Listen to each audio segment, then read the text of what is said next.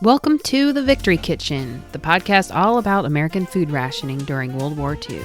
I'm your host, Sarah Creviston Lee, author, historian, and vintage foodie. I'll be exploring the logistics of food rationing, featuring wartime cookbooks and recipes, and highlighting real home front experiences. We're going to be learning exactly what our grandmothers had to do to get their food to fight for victory. Hello, and welcome to The Victory Kitchen. Today's episode is number 16, That Old Banana Magic.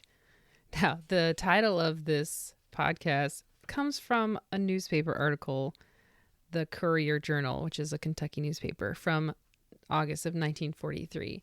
The full title is actually That Old Banana Magic Still Weaves Its Spell. Now, if you're one of those people who loves bananas like me, this is definitely the episode for you.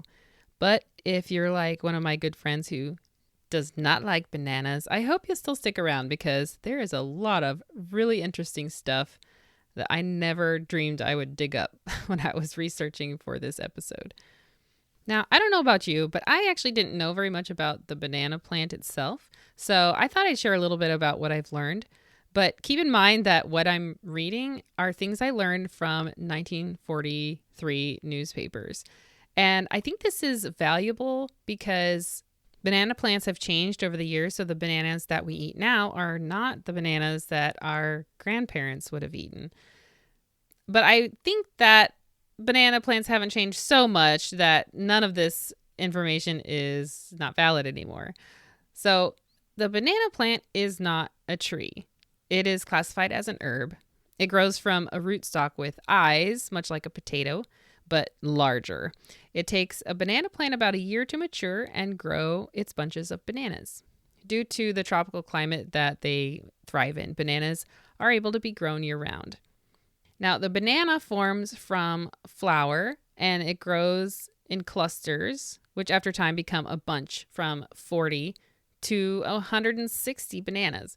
The average number is 100, and the average weight of a bunch is from 60 to 70 pounds. The banana fruits grow pointing up. Now, when it comes to the history of the banana in our country, even though the banana was brought to South America from Asia about 24 years after Columbus, it was still a tropical curiosity at the 1876 Philadelphia Centennial, where they sold single bananas wrapped in tin foil as like a novelty. By the 1890s, imports weren't even enough to really record how many bunches were being brought into the United States. But over the next couple decades, scientists soon discovered its nutritional value, and housewives learned how to use it in their cooking. It was seen as a good meat and fat substitute. In the 20s and 30s, you start to see cookbooks dedicated to bananas. And this is where they would teach housewives how to use the banana, like what type of ripeness for specific types of recipes. And then they would have, lots of recipes that housewives could try. And I did a series on my history blog in 2017 where I had Vintage Banana Tuesdays. I explored some banana recipes, and they were very creative with their bananas. And I think this is where the obsession that Americans had with bananas really started to grow.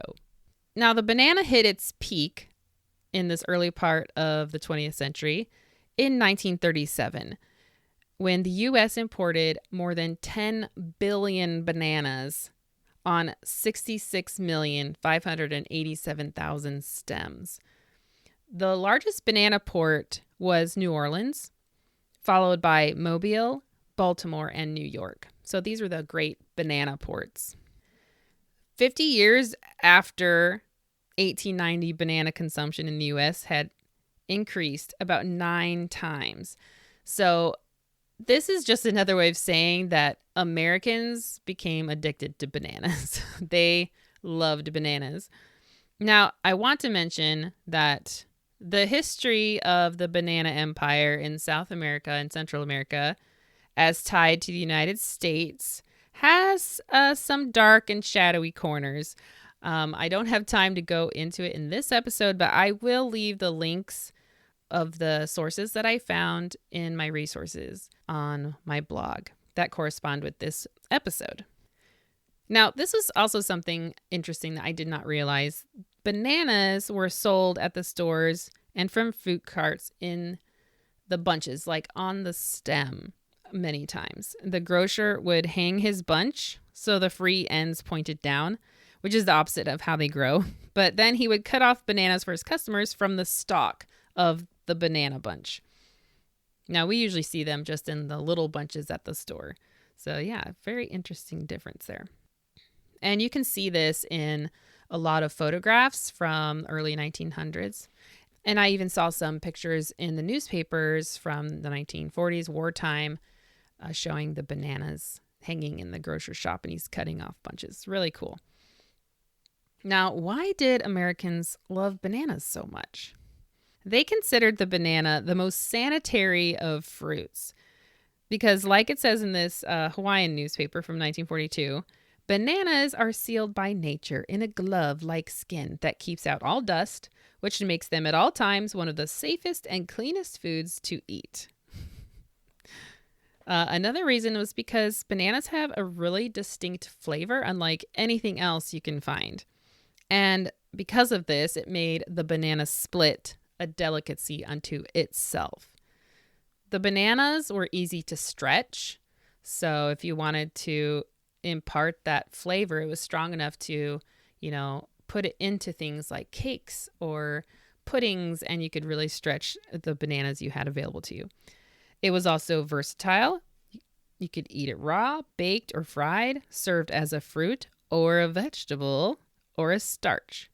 It was inexpensive. We all know how much they love talking about nutrition in wartime.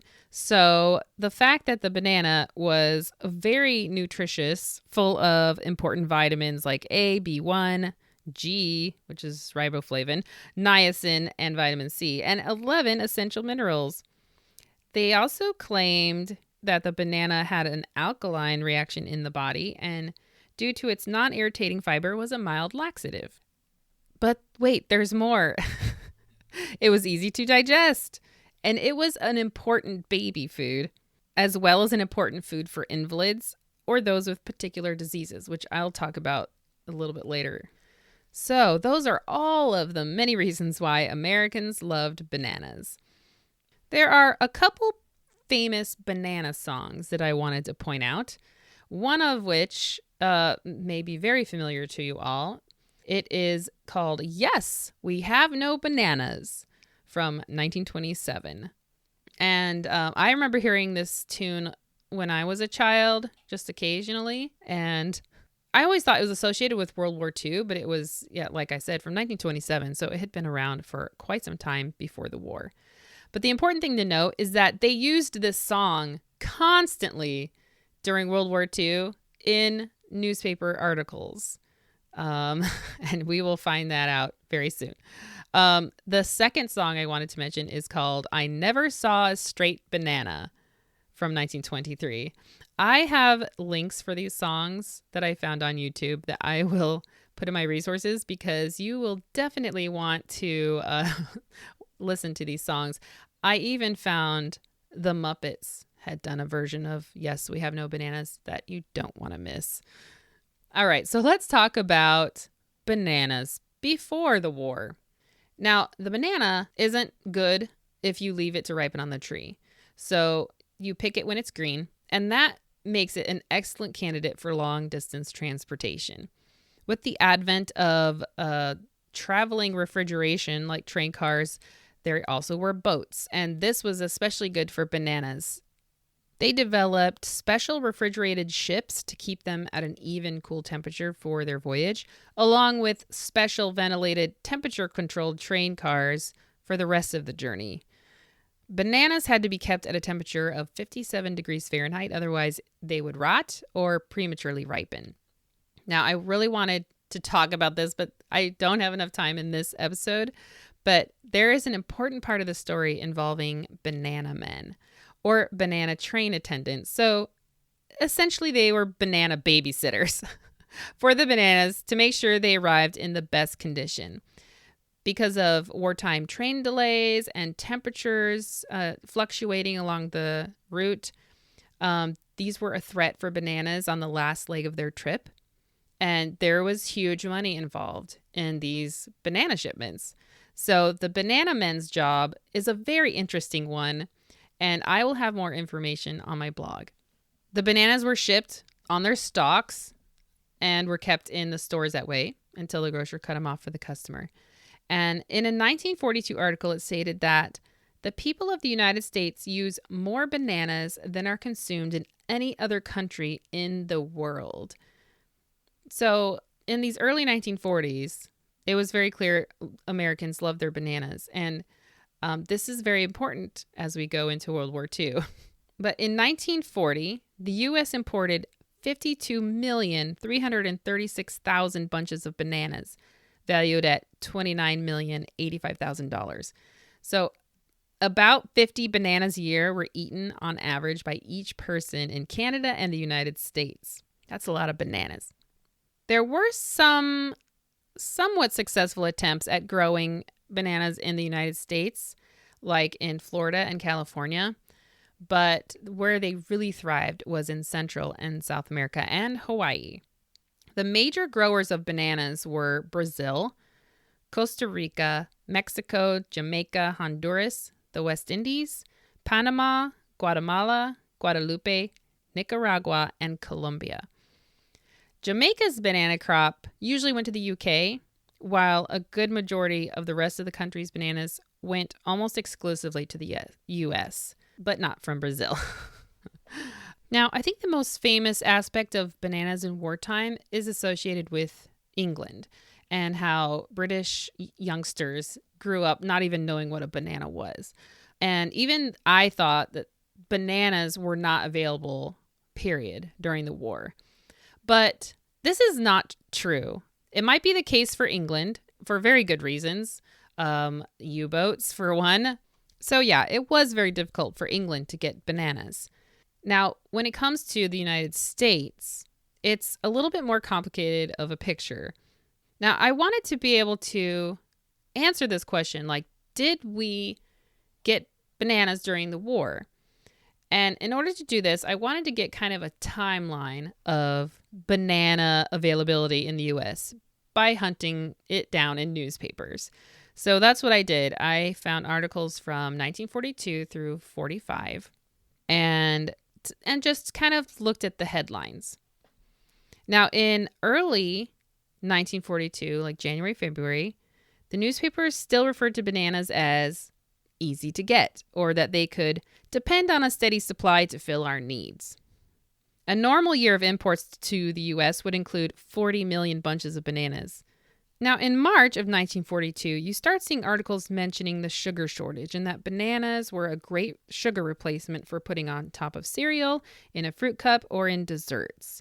And it was because of this sugar shortage and the sugar value in bananas that they were being highlighted.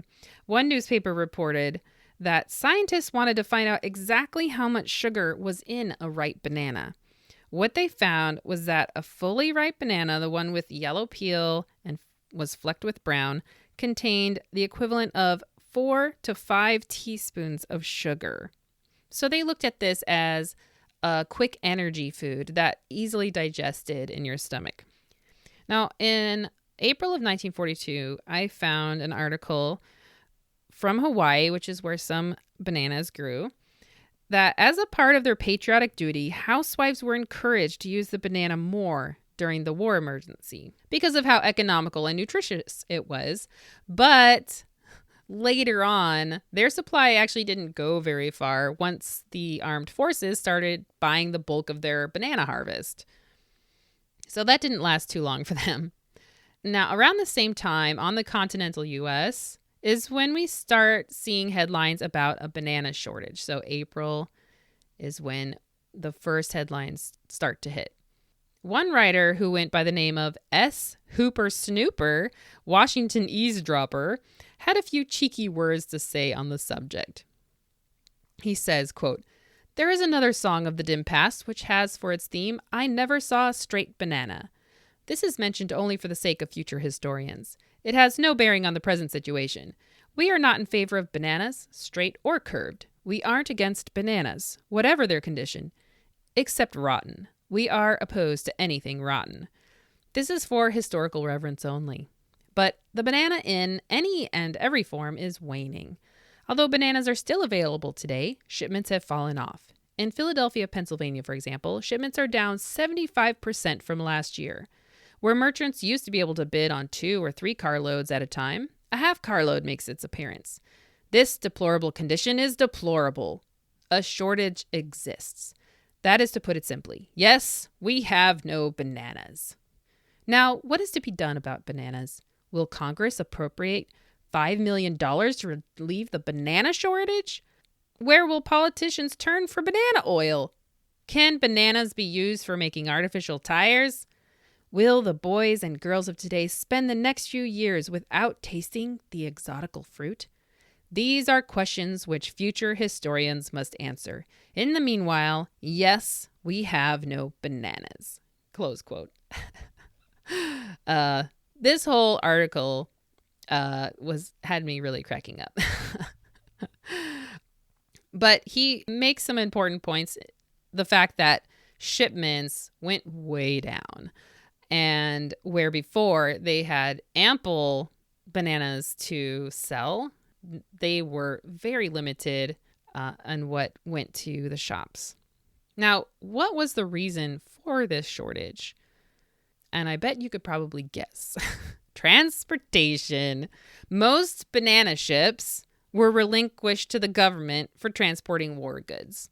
And that makes sense. In Ohio newspaper from August of 1942, it says, "The War Department figures, and rightly so, that it is a little more important at the moment to get tanks, guns, planes, and soldiers to the fighting fronts than to get bananas to Dayton and other cities." Very true. So those things in wartime were much more important to transport than making sure people had some bananas. Some banana boats were sunk by U-boats. U-boats were a serious threat this early in the war, and bananas were a casualty for the same reason coffee couldn't be imported. One headline in August of 1942 read, "Ship sinkings take bananas from markets." It talked about how banana boats, along with oil tankers and other high-sea freight haulers, were being targeted by German submarines. Now, to deal with the shortage, some dealers began selling bananas by the pound instead of by the dozen. One dealer in Philadelphia reported that in March of 1942, banana retail prices ranged from 19 to 24 cents a dozen, depending on quality and size. A month later in April, bananas were selling for 40 cents a dozen and higher. Now, the OBA did set a price ceiling for bananas, but the ceiling varied from city to city, partly determined by freight expenses, making the calculations quite complicated. And that really does make sense. Like if the big banana ports are on the coasts and you want to get a banana in like Minnesota, it's going to be way more expensive in Minnesota than it is going to be in like Baltimore or New Orleans. So by August of 1942, bananas were considered a rarity when once they were very commonplace and abundant to the point that they were used in place of grease on the ways when ships were being launched. That just shows you how common they were at one time before the war. Prices continued to go up, and there were some quoted to be $1.20 a dozen or higher if they could be obtained at all, and that the banana growers' economy was a casualty of war. So like that article states, there were huge problems for the banana growers. Like I said before, bananas were grown year-round, so there was lots of bananas constantly being grown. Now, banana growers were experts at predicting exactly when a stalk of bananas would reach the consumer in time before it got ripe. Part of this skill was in knowing exactly which ships coming into port they would need to get the bananas on to in time. The bananas would be loaded onto the ships via a conveyor belt to avoid bumping and bruising. At the banana ports, they either had special cranes to lift them out of the ships, or the longshoremen passed the bananas from person to person in a chain for unloading into train cars for their final destination. This banana system in peacetime was a well-oiled machine, but in wartime, ships couldn't be counted on, and that created a huge problem for the growers where bananas weren't harvested. Around July of 1942, newspaper articles started highlighting the devastation wartime was having on the banana growers. One article says, in the first place, except for its food value, the banana isn't important to war. Its shipping is. The 100 plus ships that have comprised the banana fleet are now doing service elsewhere. The result? Billions of bananas ripening on the trees, green gold turning to worthless dry rot on more than 3 million acres in the otherwise useless tropical swamps of Jamaica, Mexico, Honduras, and Guatemala. New Orleans, formerly the greatest banana port in the world, isn't a banana port at all anymore. It is hard to conceive of the tragedy this war has brought to the banana growers in good neighbor countries to the south. Now, I don't know if I agree with them that the otherwise useless tropical swamps. We have to understand this is like from an American perspective in 1940s. Now, the term that he uses, the good neighbor countries, this was a campaign of thought started by Teddy Roosevelt, and you can learn more about that in my resources. During World War I, there was a bit of a foreshadowing as they had transportation problems due to the war as well. So banana growers just stopped producing bananas. It was a while before bananas were available again because of this. But thankfully, during World War II, the banana growers just kept growing their crop and getting out what they could. So by August of 1943, a year later, much of the U-boat threat was done away with, and coffee was once again being shipped in large quantities to the U.S. So the reasoning in one Michigan newspaper article was that if the coffee could get shipping space, then bananas couldn't be too far behind, right? The problem, of course, was still getting ships to take bananas that weren't already carrying war supplies. In a different August 1943 article from Kentucky, they said that there are bananas to be had almost every week now.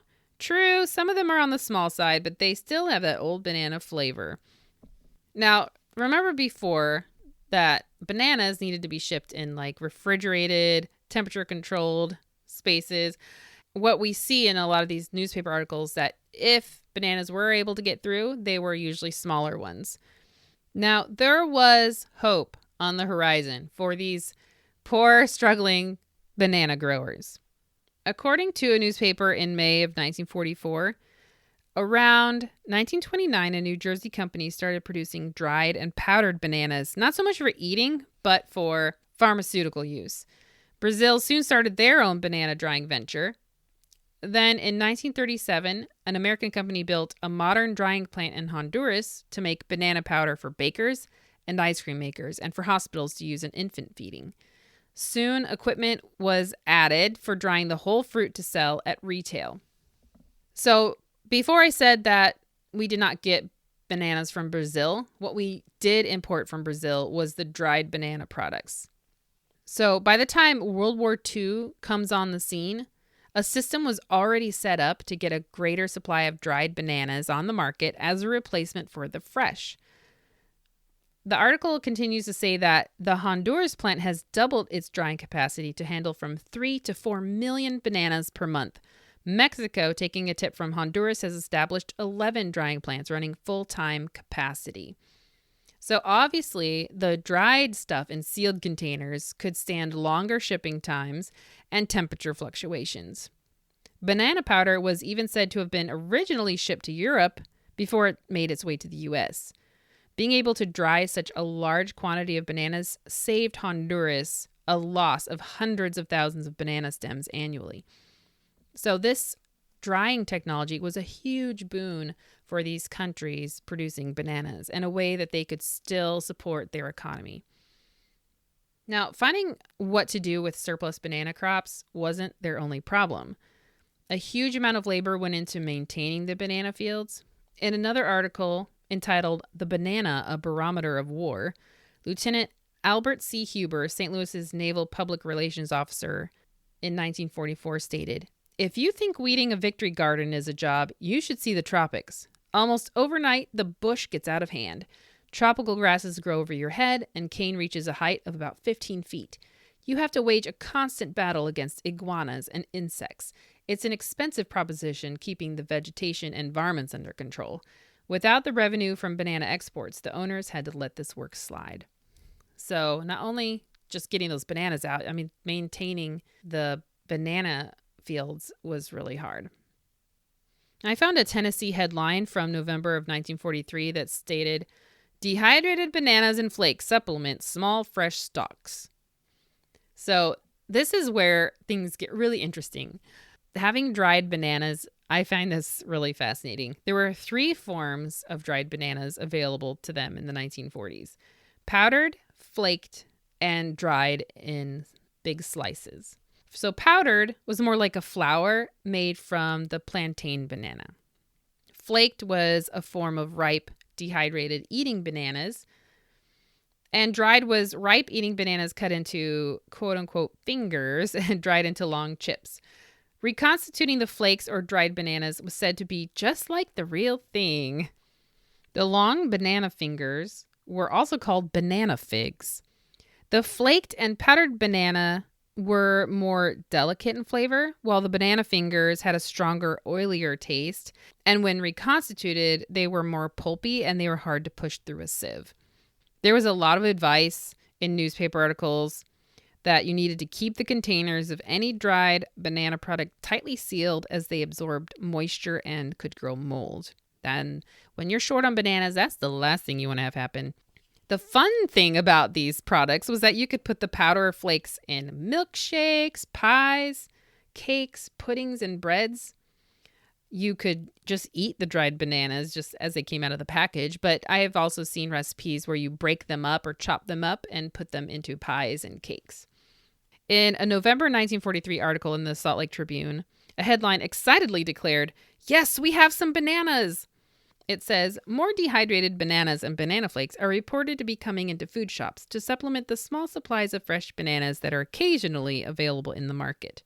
For banana flavor, sprinkle a teaspoon of banana flakes over ready-to-serve breakfast cereal or mix it into cooked cereal. You can add a teaspoon of flakes to sweet sauce for covering baked or steamed pudding, or add them to creamy sauce for a delicious banana flavor cake filling." Yum. In March of 1943, a Texas newspaper gave 2 recipes for using dried bananas. One was for banana pie, that was like a banana cream pie with a custard filling. The other was for a spiced banana cake. I even found in a few newspapers 2 recipes using these dried banana products that were developed by the Department of Agriculture for housewives to try. Now, I really wanted to know, how much of this banana flake stuff equaled 1 banana. And what I found was that 1 large tablespoon of the flakes equaled 1 whole banana, and 4 ounces of the flakes equaled 20 bananas. There was this measurement that you could use in cakes and stuff, but what they said was that it really depends on how intense of a banana flavor you want. So it wasn't like a hard and fast rule. You could add more than a tablespoon if you'd like, or less if you wanted a less banana flavor. So it was good to have that flexibility. Now, I came across lots of banana recipes in the newspapers. And if you're familiar with vintage cookbooks, you know that newspaper clipped recipes are frequently tucked inside the pages or glued on some end pages. I know a lot of my vintage cookbooks are like that. It was a great way to get new, interesting recipes. Well, that is very much the case with the banana recipes. And I wanted to share a few of them with you. There are some familiar sounding recipes like banana milkshake, banana donuts, peanut butter and banana sandwiches, banana bread, and banana pancakes. Those sound, pretty recognizable, We have modern equivalents of those. Then there were some creative recipes like yam and banana casserole, banana souffle, glazed banana with guava jelly, butter, and lemon juice, cranberry banana toast, banana surprises. These are a length of pineapple sandwiched between a halved banana and wrapped up in bacon, then broiled. I think I could see that. Yum. Then there was banana orange layer pie, ginger ale fruit cups, which was just like fruit salad with bananas in it, but then they pour some ginger ale on top and you eat it like that. Then there's broiled bananas and apple rings. Essentially just apple rings with bananas on top, sprinkled with a bit of sugar and broiled. And then we get some really, really creative recipes that you might consider never touching with a 10-foot pole, like banana meatloaf, savory banana rice mold, which also had tomatoes, onion, American cheese, mustard, and rice in it. Then there's ham banana rolls with cheese sauce and Mexican meatloaf with bananas. Now, this last one I can actually see if you think of bananas in the sense of a plantain. You know, that would make sense. By 1944, bananas were still hard to get. And as one newspaper article put it, scarcer than the proverbial hen's teeth. Now, this is when you start to see articles about stretching bananas to provide enough banana taste to go around, because sometimes bananas were available, sometimes not. But when you did get them, you wanted to be able to really stretch it out. They had tips for when putting it in fruit salads, you chop up the bananas into smaller pieces, using 1 or 2 small bananas for things like banana bread or banana icing, where the flavor can really go really far. The bananas that did come in were either via train from Mexico or small coastal freighters that had no refrigeration. And these were the smaller bananas. So I'm guessing lucky people on the coast saw more bananas than people more inland or like in central Canada.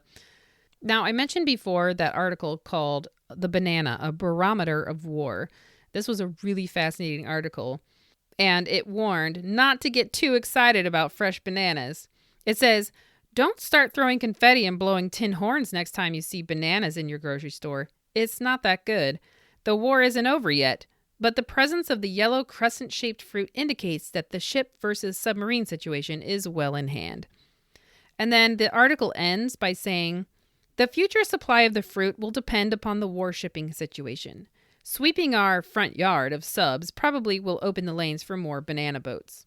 And increased output of the country shipyards may retire some older boats now in military service for use in the banana trade. But expanded military operations requiring more shipping space again may cut the supply. So don't pour over predictions of military strategists and dopesters. If you're trying to figure out when to expect the second front, just keep your eye on the banana counter. I find this a really fascinating viewpoint that the real gauge of war is whether or not you're getting bananas in your grocery store. Now, perhaps the saddest and most desperate part of the banana story was for those who had what was termed celiac disease, which is known as celiac disease today. At the time, it was understood that those suffering from the disease couldn't digest fats, starches, or most sugars except for bananas. So they were essential to celiac disease sufferers. The banana was not only nutritious, but it added much needed calories and digestible fiber and sugars to their diet. One hospital in Montreal searched high and low for bananas and even called New York to see if they had any for a patient that they had. New York had some, and so the bananas got flown via airplane from LaGuardia Airport.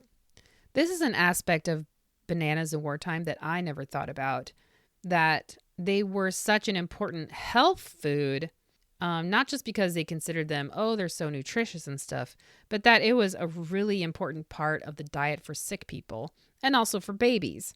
And not being able to get them could prove to be a really desperate thing. Now, by 1945, you can see a gradual increase of bananas available on the market. I found some ads from grocery stores advertising, yes, we have bananas. A North Carolina newspaper in January of 1945 said that a whole carload of bananas was put in front of a grocery store and people just popped up from everywhere to buy the bananas. And it was very possible a record was set for how quickly they sold. Now, a carload of bananas, I think they're referring to either like a wagon load or a train car load. That is a lot of bananas. Finally, in July of 1945, newspapers announced that the banana was back, at least in Hawaii. The armed forces weren't needing so much of their banana supply, so they were able to keep those bananas for themselves. Later in the year, more and more newspapers were declaring that bananas were returning due to a good crop and to the easing of shipping restrictions and boats being released from war duties, which the end of the war was gradually bringing about. Hooray! Bananas are back! Lucky Tampa, Florida had bananas in plentiful supply in December 1945, while other U.S. states to the north and Canada were still begging for bananas. So while bananas were becoming more available in some shops, they still weren't quite available for those farther reaches. But it was getting there. The war was over, military operations were winding down, and transportation was being freed up finally for these precious, precious bananas. So as we can see from this timeline, the availability of bananas during World War II in America was kind of a roller coaster. Many people had to do without bananas, but there were hopeful products such as dried banana flakes and powders and dried banana fingers that really helped tide people over. I also wanted to mention that there was imitation banana flavoring that people could use if they wanted that banana flavor and no bananas were available. Now, in that newspaper about those lucky Tampa Floridians who had bananas in plentiful supply in December of 1945, it said in the article that the housewives were complaining that the bananas were too small and too ripe. But like the article said, it was better to have some bananas than no bananas.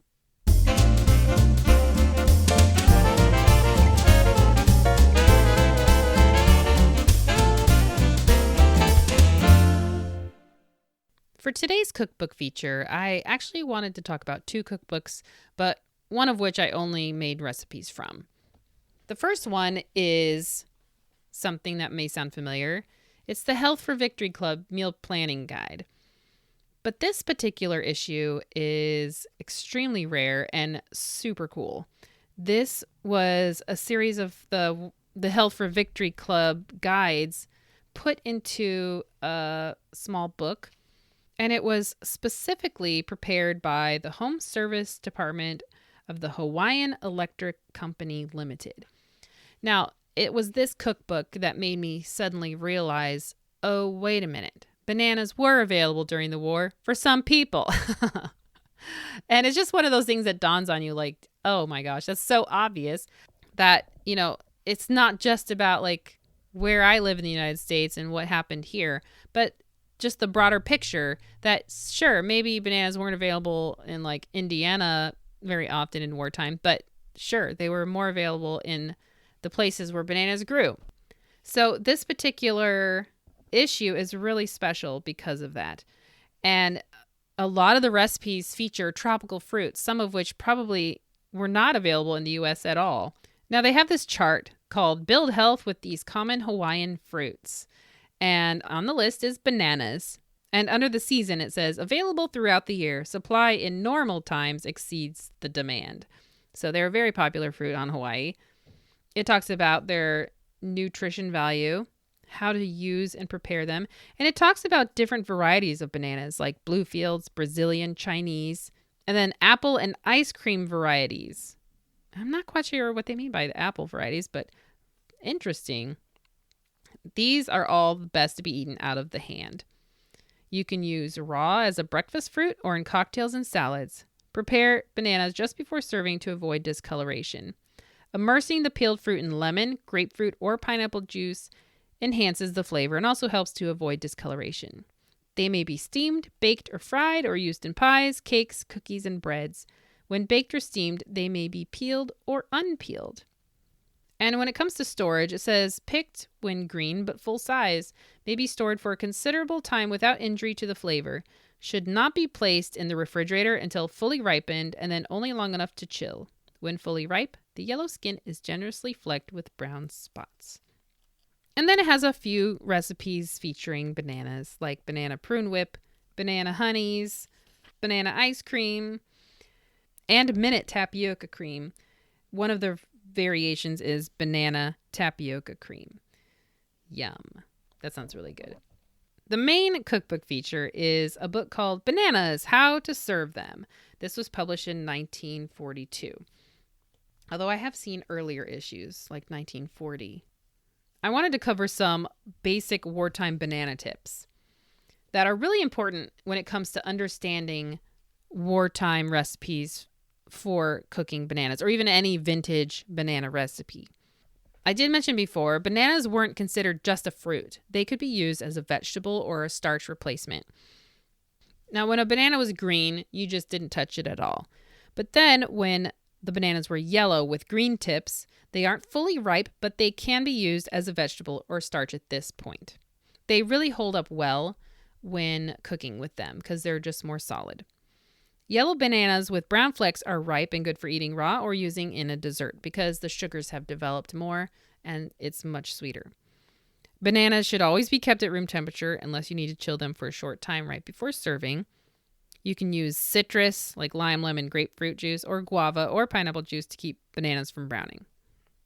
And it is important not to overbake bananas. Bake or broil bananas until they are tender or have a transparent appearance at the center. Cooked bananas should be served immediately and piping hot, as standing spoils the flavor and texture. Now, I think this is a part of banana cooking that we don't really encounter very much these days.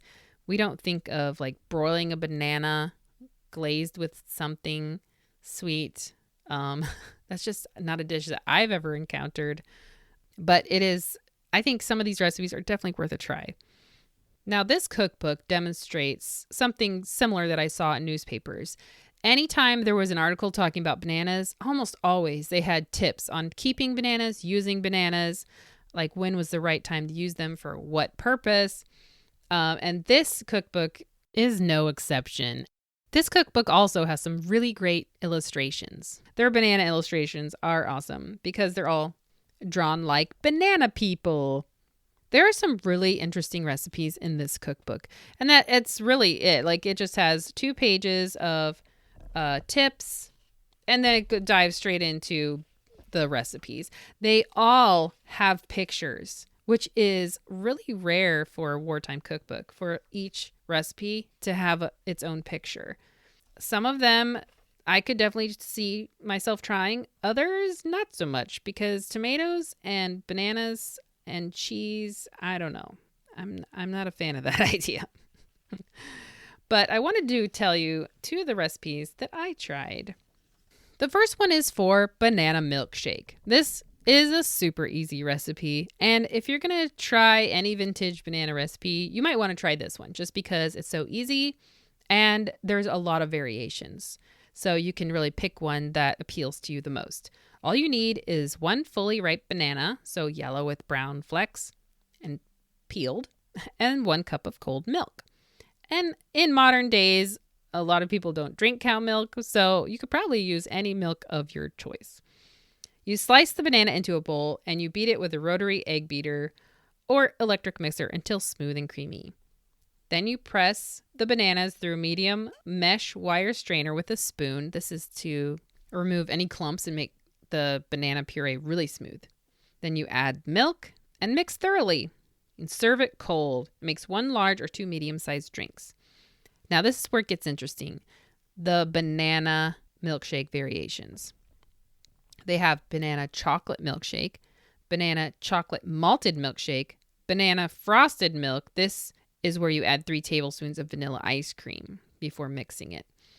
Banana orange milkshake, banana pineapple milkshake, banana spiced milkshake, where you just sprinkle nutmeg on top, and banana vanilla milkshake, where you just add vanilla extract. Now, I made kind of my own variation. Since I'm not supposed to have chocolate, I just made a banana malted milkshake. So I added some malted milk powder, and it was super delicious.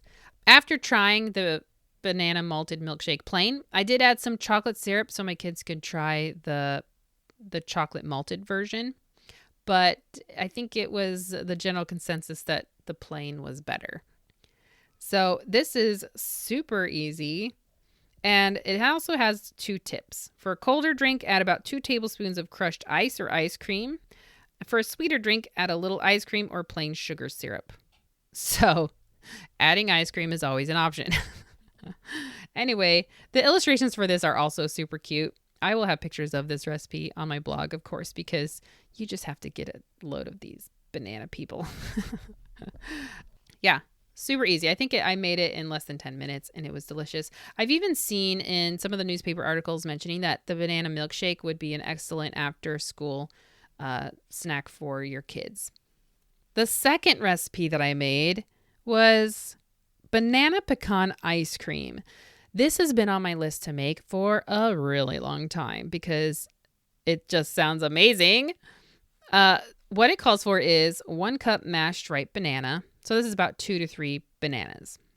2 teaspoons lemon juice, 1/4 cup sugar, 1/4 teaspoon salt, 1/3 cup milk, 2 egg whites, 1 cup whipping cream, 2 egg yolks, 1 teaspoon vanilla extract, and 1/2 cup coarsely chopped pecans. And it tells you to use ripe bananas, yellow peel flecked with brown.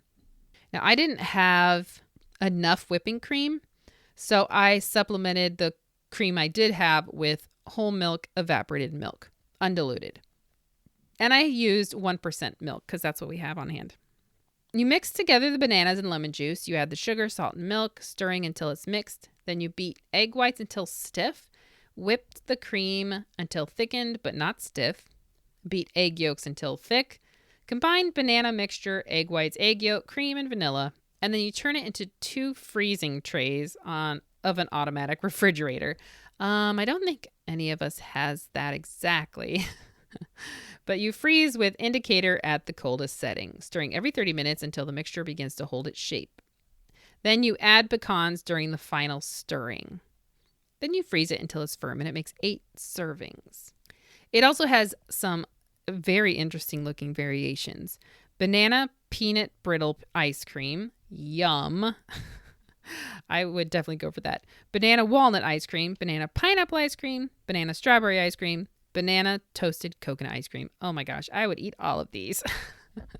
So I cheated a little bit on this one because I did not want to sit it in some freezing trays. I actually don't have room in my freezer for that. So I used our automatic ice cream machine thing, just the kind you freeze the canister because it's got a liquid in there, and then you put it in and the machine like stirs it while it's chilling. So that's what I used. So I had it run through that machine, I don't know, like 20 minutes, 30 minutes until it was starting to get pretty solid, like firm for at least for one of these machines, as cold as it can get.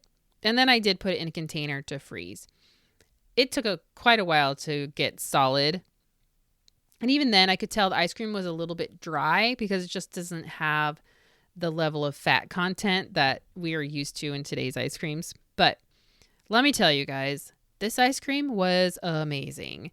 It was so good. It tasted like if banana bread was made into an ice cream, this is what it would taste like. It was really good. And what's amazing is that there are no spices that we normally associate with banana bread, like cinnamon. There's not that in there, but you could totally add it. I think it would taste amazing. So this is a recipe I would definitely recommend for you to try. You just have to try this stuff. It's so good. And I think in the future, I will be trying some more of these banana ice cream variations, especially the peanut brittle. So to get these recipes, I will have them on my blog for you to try for yourself. And if you're feeling brave, I will be including a couple more very interesting banana recipes that you might want to try, like banana chicken salad.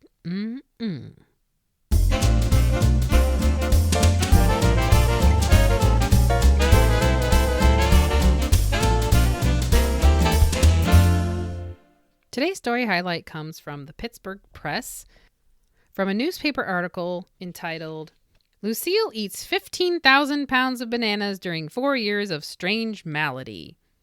This is the story of a 6-year-old little girl named Lucille Tealsh, who was the 5th of 10 children. Her father was recovering from a broken back after going to work for a defense corporation, and they were living on his weekly compensation. She was known as Pittsburgh's Banana Girl since 1940.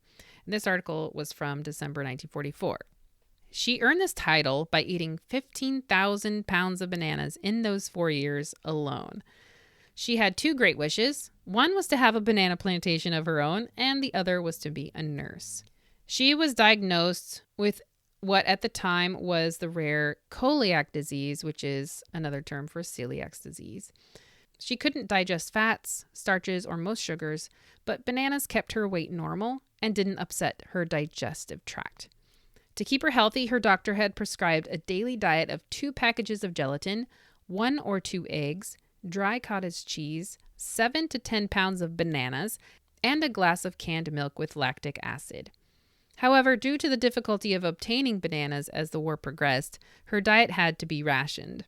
Her 9 siblings never asked for bananas because they knew she needed them to be healthy.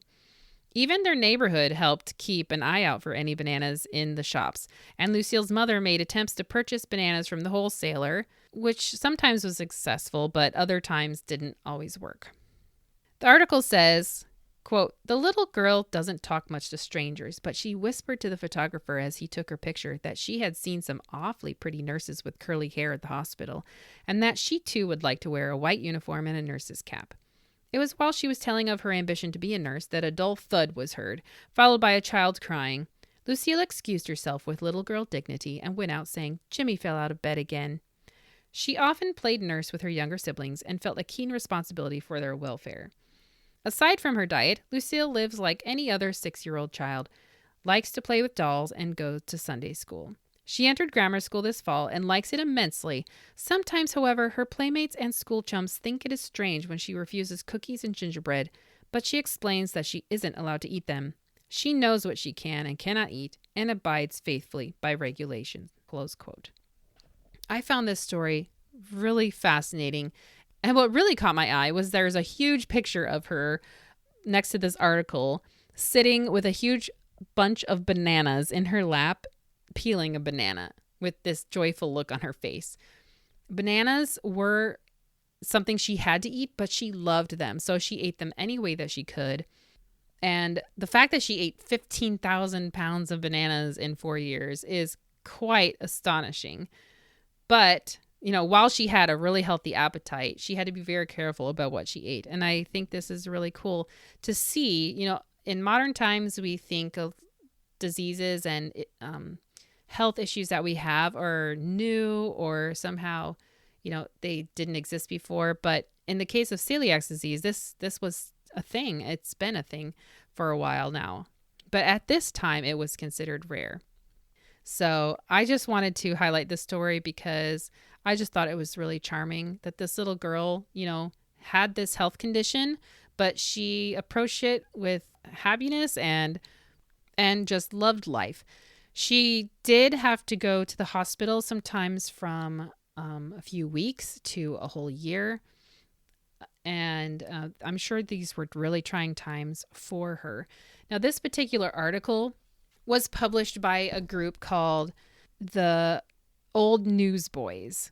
It was a group of 200 outstanding Pittsburgh professional, civic, and businessmen who would stage a campaign every year to raise funds for the boys and girls at the Children's Hospital. So she was one of their beneficiaries, and they would highlight them in this newspaper in a series. And so her article is one of this series. So really cool story. Well, that's it for today's episode. If you or your family have American Homefront stories, I would really love to be able to share them on my podcast. To share your story, go to victorykitchenpodcast.com and click on Share Homefront Story. You can follow me over on Instagram. My handle is Victory Kitchen Podcast, and I would love your support, which helps keep this podcast going. To do so, go to anchor.fm/Sarah Creviston Lee and click on support. Thanks so much for listening, and I'll talk to you next time. Bye.